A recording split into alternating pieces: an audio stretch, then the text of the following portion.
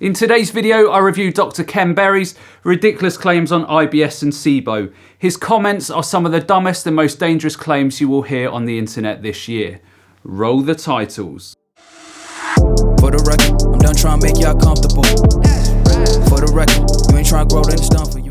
Hey everyone, welcome back to the channel. As always, just a quick reminder that I'm now offering the SIBO organic acid stool test and consult via my website. So if you have any health or digestive problems, then consider taking these tests, as they will provide a lot of very detailed information upon which you can start making informed decisions and then start getting your health back on track. And on that bombshell, to the video. Having SIBO sucks. And in this short video, I'm going to tell you how to completely eradicate your SIBO symptoms. Most health organisations around the world suggest that upwards of 80% of IBS has SIBO as a driving factor. So if Ken has some news on all of this, which can help many of these people, then I think we should all listen. I'm Dr. Ken Berry, a family physician. Let's talk about this because it's important. So if you're having abdominal pain, bloating, uncomfortable fullness after you eat, diarrhea, or any of the symptoms of small intestinal bacterial overgrowth, then this video is going to help you. So I've just twigged that Dr. Berry is yet another carnivore dieter with a fruit or vegetable in his name. You couldn't make it up, could you? But on this point, Dr. Berry is just another doctor promoting yet more drivel. For years he promoted eating fruits and vegetables, and then he run into digestive issues. And obviously 2 + 2 is 35, and because Dr. Berry had a problem, it means the world is completely wrong and all fruits and vegetables are bad. The two ways that we diagnose SIBO formally, although many gurus out there will diagnose it based on your symptoms alone, which is probably inappropriate if your symptoms are severe. Absolutely, you need to get diagnosed correctly if you have SIBO, because if you treat for a SIBO problem based on assumptions and you don't have it, then you could potentially do a lot more harm than good. We can do it with a breath test that either checks your breath for methane or hydrogen production.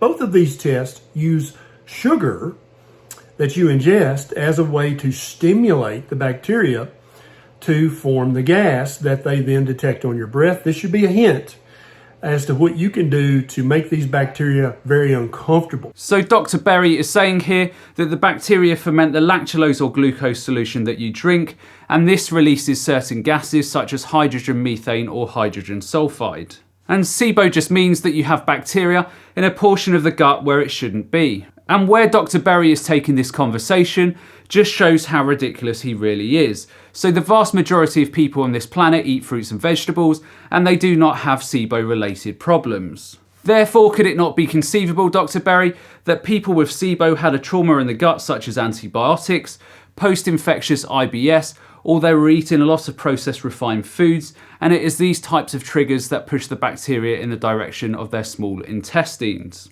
And therefore, if most of the people on the planet eat fruits and vegetables and don't have digestive issues such as gas and bloating, wouldn't the sensible thing be to remove the bacteria from the small intestines which are causing the person's symptoms?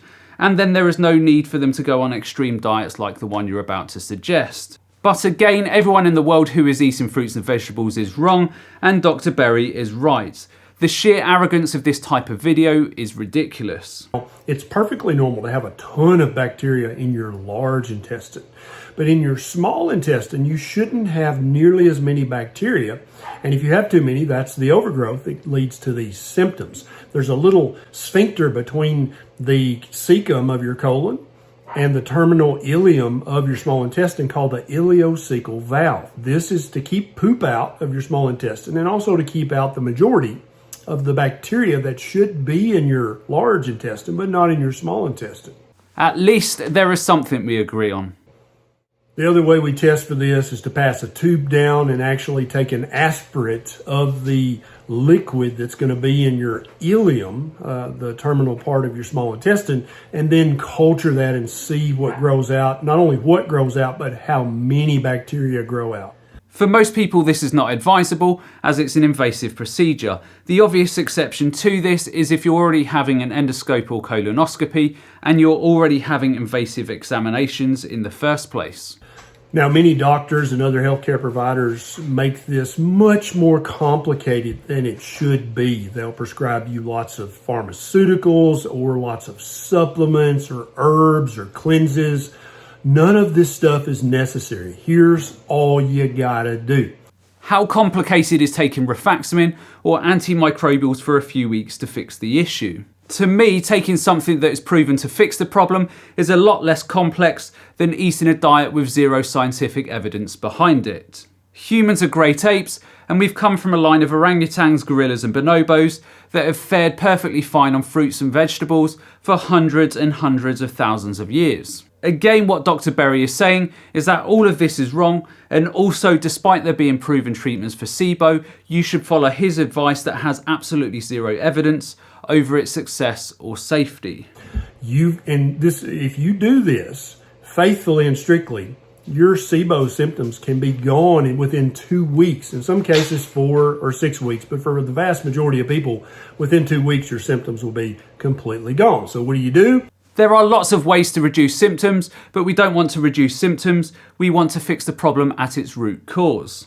Case in point, look at how many people in the carnivore and keto communities say they have fixed their digestive issues, and the minute they eat a piece of fruit, their whole digestive system falls apart. So yes, there is absolutely no denying that if you remove all fruits and vegetables from a diet, that a person will experience a reduction in symptoms. But what good is all of this if 4 weeks later they fall apart when they try and reintroduce the food, because not only have they not fixed their SIBO issues, but they have also significantly reduced the amount of bacteria in their microbiomes, which help them with optimal digestion. But again, apparently fixing SIBO with known proven treatments for a few weeks is complex, and going carnivore or keto and causing much bigger issues, well, that's the magic bullet. Humans unfortunately love the path of least resistance, and they will often do what is most easy instead of what is right or what is required. It's the old adage, if it's too good to be true, then it probably is. You go carnivore. You eat a diet consisting of just animal products. What this is going to do is eliminate all sugars from your diet, because even any carbohydrate breaks down into sugar, right? The starches, the soluble fibers, all these things break down ultimately into sugar, which feeds these bacteria in your ileum and leads to the symptoms you're suffering from.